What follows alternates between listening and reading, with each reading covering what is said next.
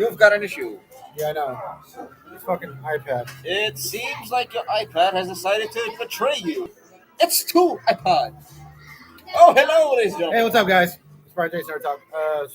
Brian J's Nerd Talk's having a little bit of a technical issue, so we're Yeah. gonna hold off in a second. Am I live? Oh, are you? I don't know. You do not look live. Are you live? Let me see. Go live. He's got an issue. All right. Who So would have never Brian thought? J's Nerd Talk is live. Well, anyways, I have you here. Hello, greetings, salutations, bon voyage. Well, excuse me, I mean bonjour. Anyways, screw that. We are. Hold on. This is Steve from Steve's Nerd Talk. Oh, Steve's Thoughts and Nerd Talk. I forget my own channel. It's excitingly sad. Today we have a special show. Well, there's a special show that was planned, and right now we're kind of in the middle of getting him to be set up again, brand new. 1 second. Baldurs Gate 3. Oh, speaking of which, Baldurs Gate 3, there's a lot of good news, a lot of exciting opportunities, possibilities, and such. Is that a rum and coke? Yeah. Baldurs Gate. I've never seen this man drink a rum and coke before, but this is going to be exciting. You see me drink a rum and coke before. I don't think I have. No. Marvel. Anyways, while the stream is going on, you're taking quite a little bit of time.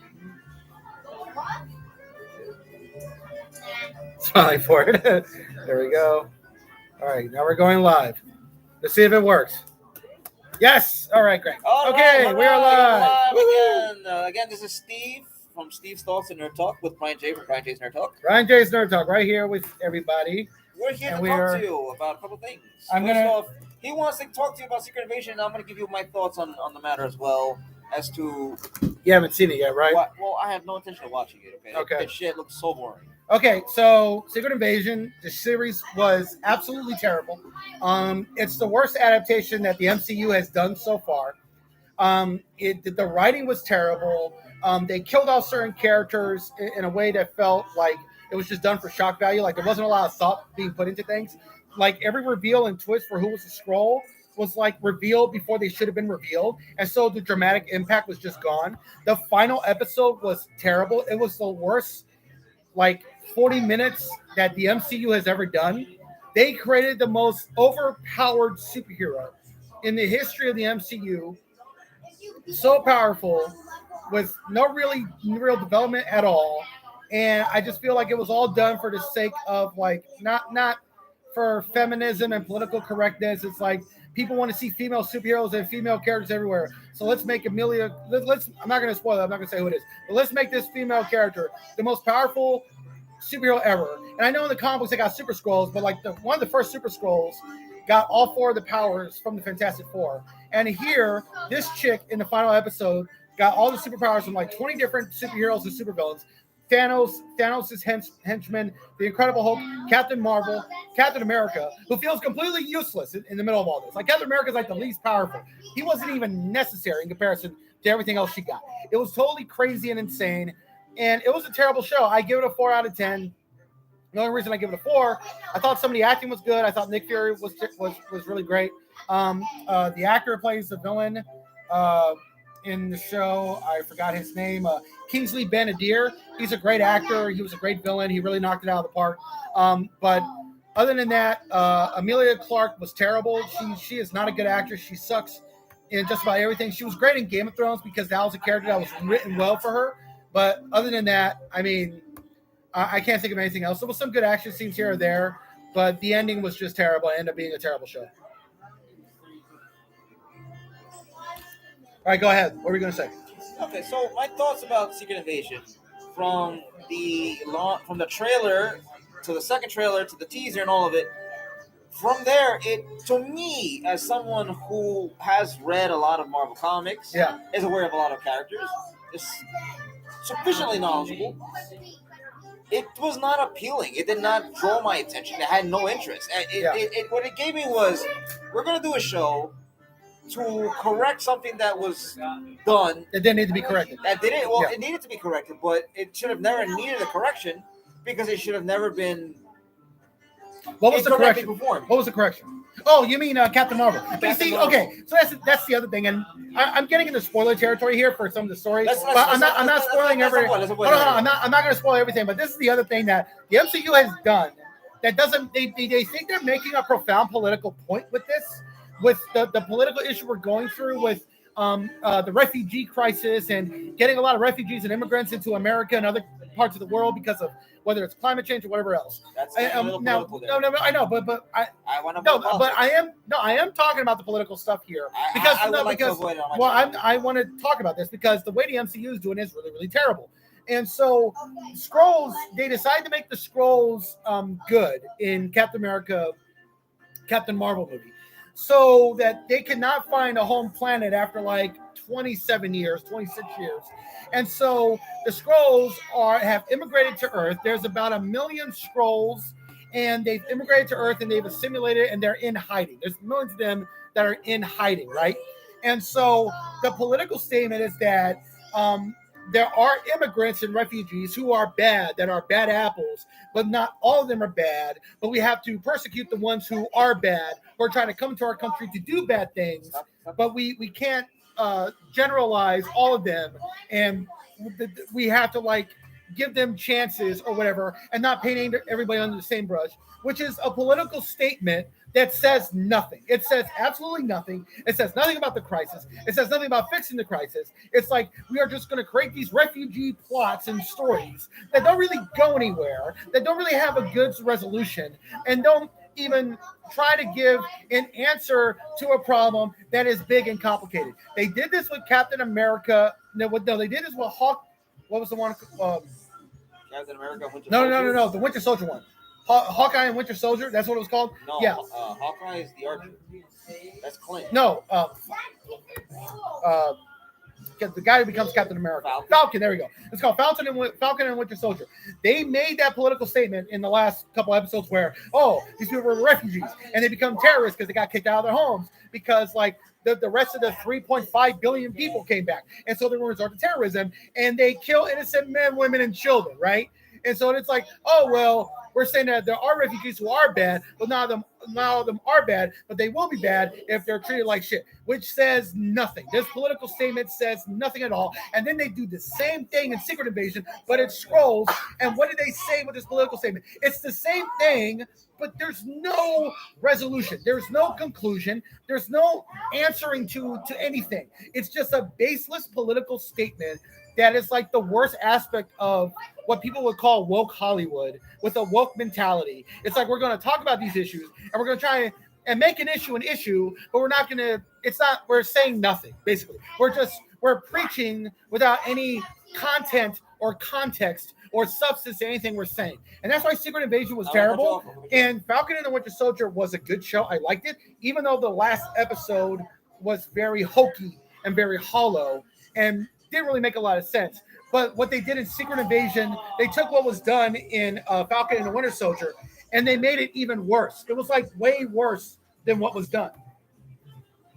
You feel me? Yeah. Well, so the thing with Secret Invasion, in my honest view of it, it didn't feel as an actual series. It felt more so as a placeholder to try to correct some things to make someone who would be on par, if not sufficiently capable of being the enemy for Captain Marvel. Not the other heroes, just Captain Marvel herself. And it was a terrible adaptation because they whatever plot and whatever twist they could have had was just ruined by all the reveals of who was the Skrull. Think of it like this. Yeah. We got this drink here. Just follow the straw. Let me lower it so you can see the drink. We have this drink here. This is the bad guy, but you know it's the bad guy because you see the drink before the whole surprise is a drink bad. Yeah, and the twists and turns were just revealed like early on, long before the twist. It had no impact whatsoever. And the director, to me, is a complete idiot because he tried to say that Rhodes had been kidnapped since Captain America Winter Soldier. No, since Captain America Civil War, since 2016. Civil War. So since 2016. And this makes no sense because Rhodes was bleeding and he bled red in Avengers Endgame. And he was also crying and feeling pain and remorse for his friend Tony Stark dying. So none of that made any sense. they're fucking up the timeline. Excuse my language. They're screwing up the timeline. They're not making any sense. I know there are kids here. Sorry. They're destroying I the know. timeline. They're destroying. They're ruining the timeline. Yes. They're not making any sense. Nothing is adding up, and they're making things more confusing than they should. And it's just terrible how Kevin Feige has lost control of the ship. It's going there's a destination, but the process is getting rockier and rockier. It's getting worse and worse, and the ship is sinking. And Disney in the theaters have had 4 box office flop that has lost Disney billions of dollars. Even though four flops so far. Even though they're still the number 1 studio in terms of money that's been made at the box office, they have had 4 major flops for their big budget movies. While Warner Brothers, at this point, Disney should just change the name from the biggest Meanwhile, success of studios to the consecutive streak of losses. And their most successful movie that did well is Guardians of the Galaxy 3. Did not make $1 billion. It could have, but it didn't. And Universal's most successful movie is the Super Mario Brothers movie. That's made $1.3 billion. And Warner Brothers' most successful movie is Barbie, which is about to make $1 billion today. So Disney needs to get its stuff together, because this is getting worse. And it's Secret Invasion was just trash. It was trash. I don't believe this. I don't believe Disney and Marvel are capable of correcting at this point, course correcting. Unless they no. The reason why I don't see Marvel course correcting is unless they do a complete reset and a reboot. I think they're going to try and do that. It's not even a reboot, or a reset. It's like they're going to be fixing things. I feel like they're going to use the writer's strike and the actor's strike as an excuse. I think the Thunderbolts movie will be canceled.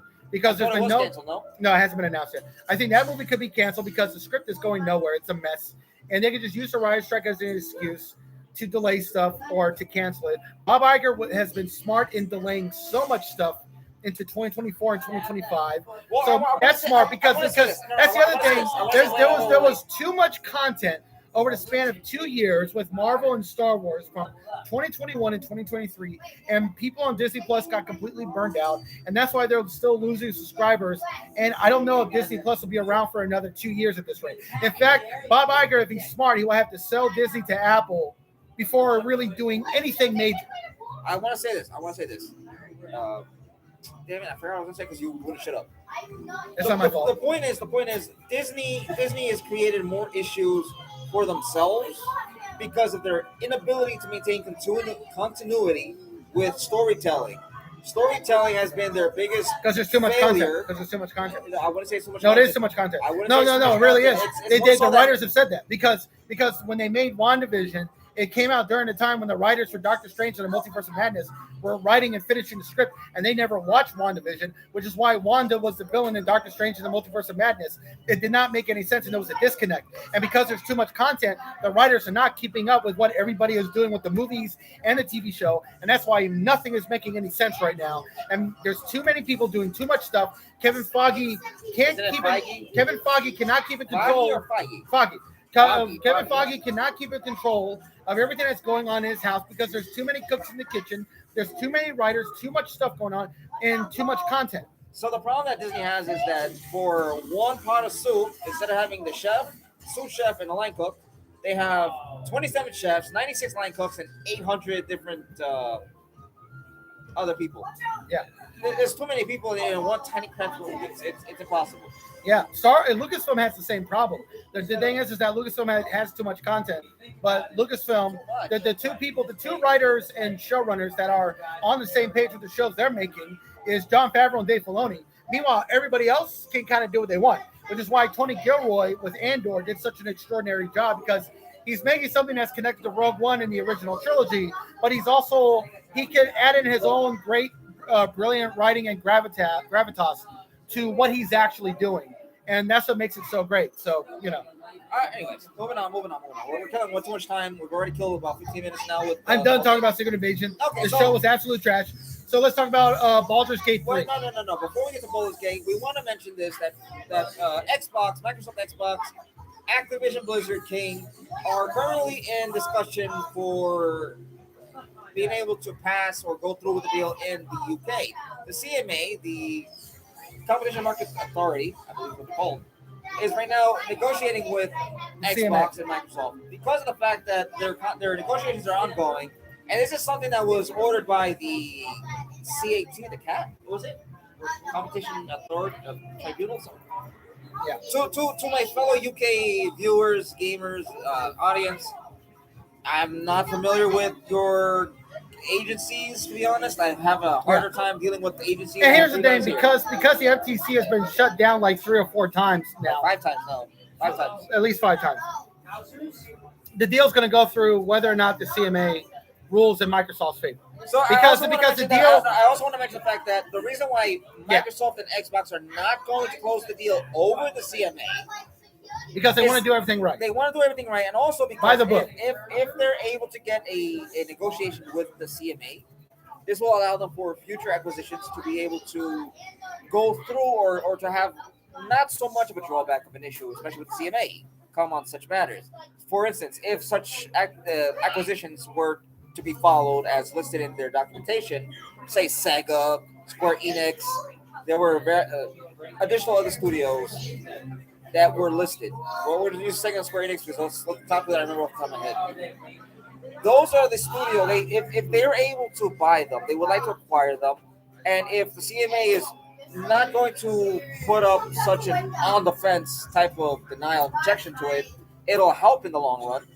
And going with the proper channel also is respectful because they won't look as if they're negotiating with CMA and then talking with the competition tribunal and just kind of smacking the CMA around. And then CMA is going to have reason to be more hostile to any forward business with Xbox. Yeah, and it's like it's a smart thing to do, but whether the CMA rules in Microsoft's favor or not, the fact is that Microsoft can go through the deal because it's been approved by 40 different countries, including in America. And so the deal is going to go through without the CMA or with the CMA. But the fact is that they just want to do everything right. And, you know, it's most likely going to go through this month. And I just hope to be done with this, you know. And yeah, and you know, Microsoft. I want to mention that the fact that this whole court issue has been the one most exciting thing for all upcoming games.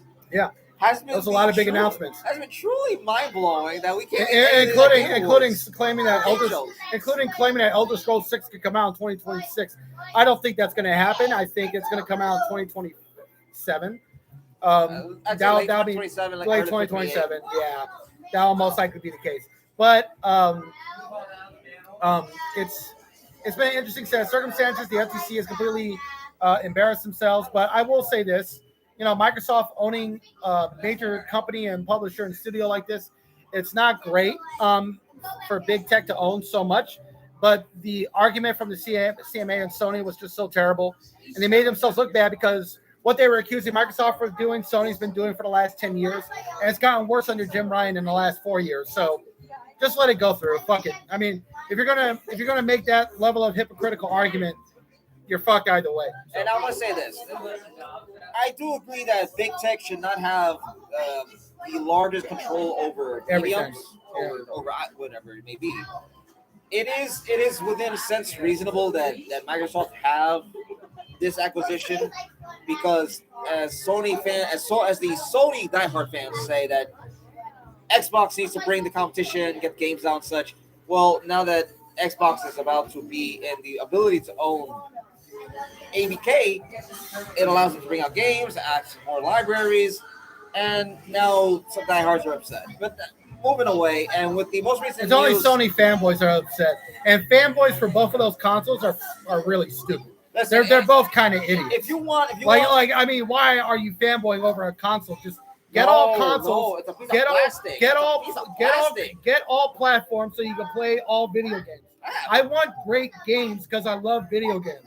I'm not pro this console or that console. I find when I'm pro, I am pro. Shut your mouth and play games. I find that mentality to be really, really stupid. It's very, very stupid. It is.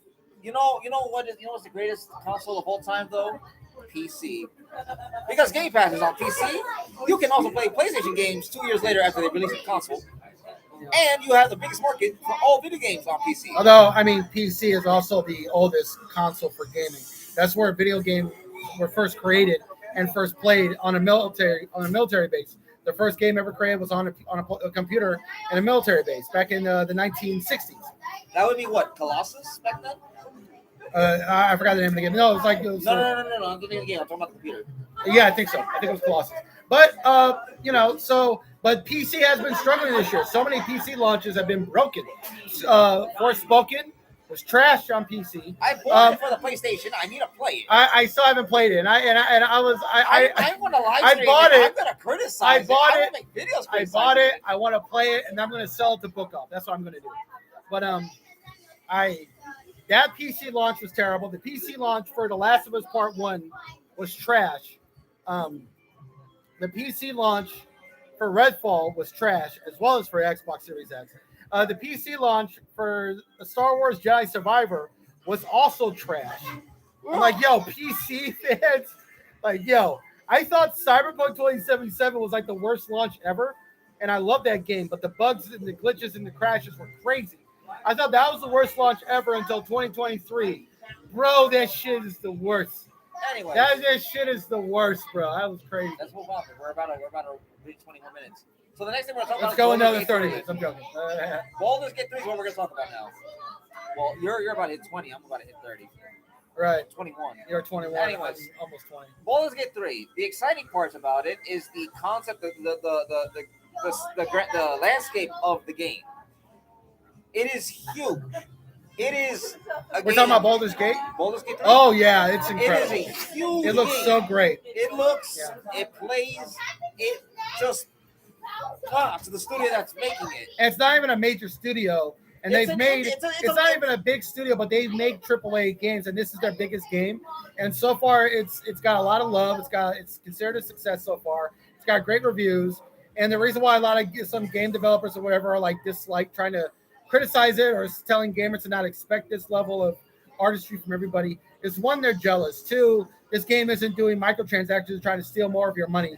And it just looks so great. It's so massive. There's a million different choices to play this game. There's over 179 or 177 different endings. Plus. There's 170 plus endings, and there are so many different ways to play the game. And you have to try hard not to get into a love interest situation. It's so easy to get a love interest and to get a love scene with any NPC and any character in the game. It's crazy. Think of this. For my fellow gamers, RPG players, and anime fans who like the harem genre. You can basically haremize every man or every woman or every animal or. That's what I'm going to do. I'm going to play as a female demon character, and I'm going to romance everybody. And on Starfield, my character is going to be a black woman with a pink mohawk, and her name is going to be Shaniqua.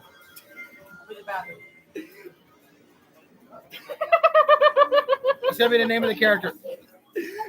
And I paid the $31 edition for Starfield, so I get to play it 5 days early. So I'm looking forward to that. $31 edition? Mm-hmm. It's a $31? It's a discount for Game Pass people. For Game Pass. There's a $31 special edition to where if you buy it, which I did yesterday, you get to play the game 5 days early. So I'm going to be playing it August 31st. I start downloading it at 8 p.m. 8 p.m. That's when I'm going to start playing it. So Thursday night, I'm not going to be at Action Burger. I'm not going to be anywhere. I'm just going to be playing that game all freaking night. I'm just going to be playing that game all night. Now, I want to mention this. The fact that because the scape of how a lot of developers... Whoa, I was wrong. We were wrong. Baldur's Gate has a whopping 17,000 different endings. Wow. 17,000 ending variations.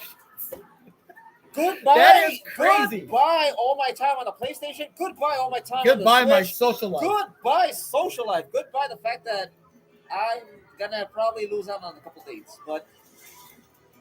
And I think my family's going to end up looking at me like I'm a hermit because I'll probably be locked away somewhere playing games. I'm not doing anything. I'll only go outside. I'll go outside for air.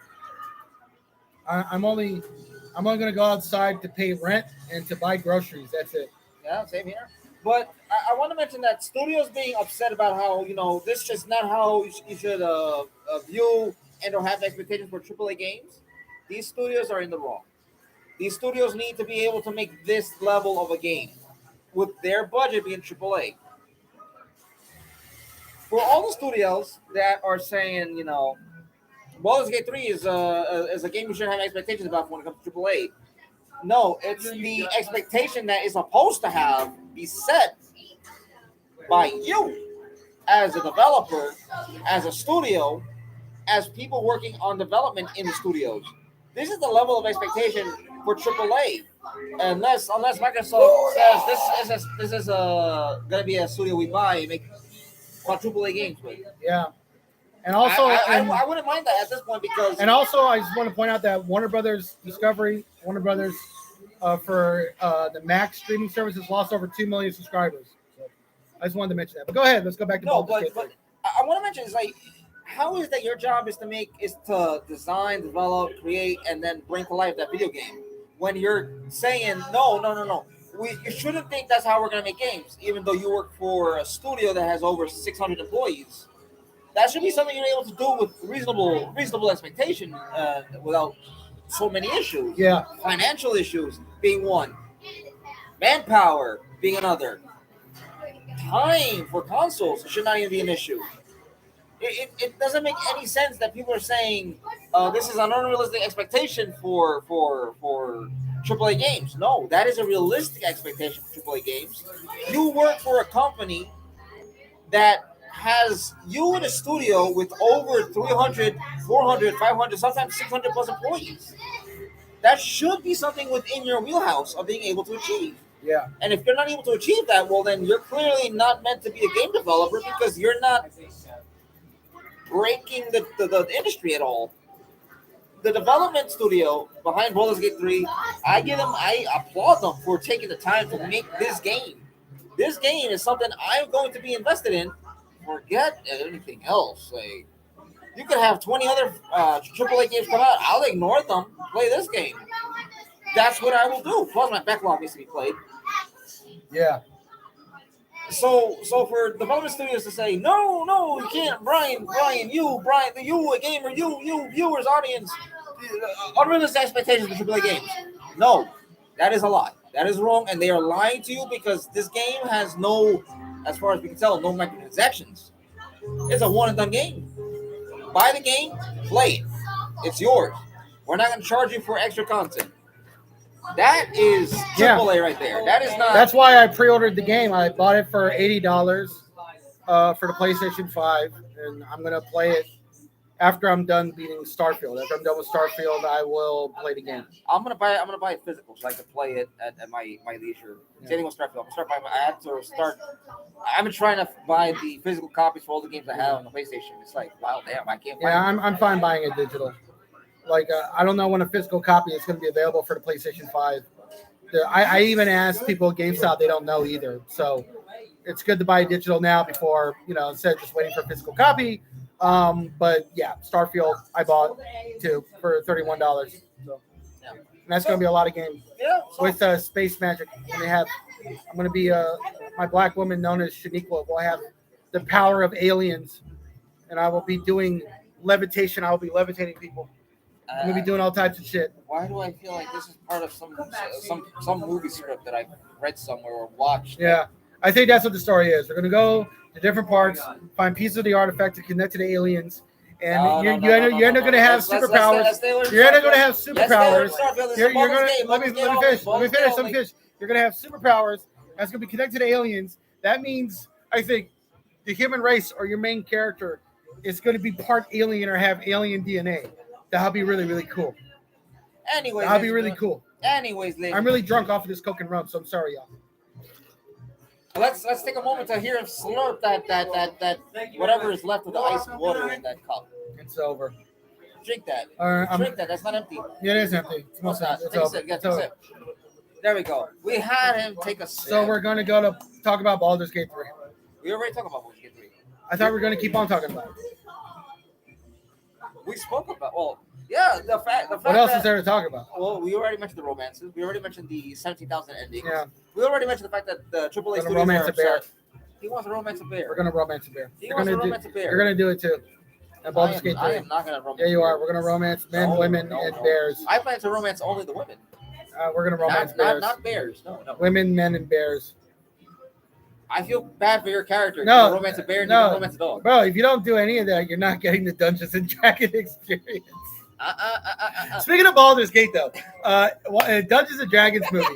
So, but first of all, speaking of Baldur's Gate, the Dungeons and Dragons movie I love, which is such a fantastic movie. What was so great about the movie was that they mentioned Baldur's Gate in the movie, and you know what's crazy? Paramount is thinking of making a sequel anyway, even though the first movie flopped at the box office. But the reason why is because they were not expecting the movie to get such great reviews. The reviews were stellar from the critics, and it got great reviews from the audience. I even dragged my mother to see it, and she loved it. My mother did not want to see the Dungeons and Dragons movie because she remembered how shit the original movie was 23 years ago. Even though I don't think she saw it, but she was like, "No, the movie's going to be terrible. I don't want to see it. I don't want to see it." It took me like four hours to get her out of the house to go see the movie with me. We went to see the movie, and she loved it. She was even crying in the end because of how emotional it was with all the characters. Because you saw the movie, right? Yes. Yeah. When you're led to believe that Michelle Rodriguez's character dies, and they use the last words to bring her back instead of him bringing back his dead wife. Oh, it was such a beautiful moment, and my mother cried, and even I was emotional. I saw the movie twice. I loved it. See, now I wanna. It was just as great as John Wick 4, which is also great. And both movies came out the same month, back in March. And Creed 3 came out that month. That was really good. Scream 6 was really good. I freaking love Scream 6 so much. I love Scream 5. Those are the best Scream movies. This is totally off topic. But, it's completely off topic. I was gonna say, you know, from what I've heard, Hasbro sold the studio that made the Dungeons and Dragons because they want to focus all in on video games. I don't blame them. Well, Hasbro. But Paramount, Paramount has the rights to make Dungeons and Dragons movies, and that's been the case for a while. Oh no, I'm not doubting that Paramount has it or not. I'm saying that Hasbro, from what I read, Hasbro sold the studio that made the Dungeons and Dragons stuff, the film. They sold it because they want to dive into video games, and Hasbro hasn't really had any good video games since, well, the PS2 era, really. Yeah. PS2, original Xbox era. So this is going to be quite an interesting dive for them. I'm not sure if it's going to flop because the way that they're treating Magic Gathering is more so of a testing ground for older nonsensical ideals. The fact that... What are you talking about? Magic Gathering. Oh, yeah, I know. I mean, you know, them making a black Aragorn and shit like that is just so stupid. Anyways, I want to mention that's off topic. I'm going to thank you here, ladies and gentlemen, because this is the time limit I have set for myself. Yeah, 30 minutes. If you like this type of content, I should have done this before at the start or in the middle. If you like this type of content, click like and subscribe. Click like, subscribe, and hit the notification bell. Stay up to date. And we are gonna play League of Legends Wild Rift and kick some ass again. So it's gonna be great. All right, so talk to y'all later. Thank you. This is Brian J's Nerd Talk. Live long and prosper. This is Steve Stoltz, Nerd Talk. Have a good night.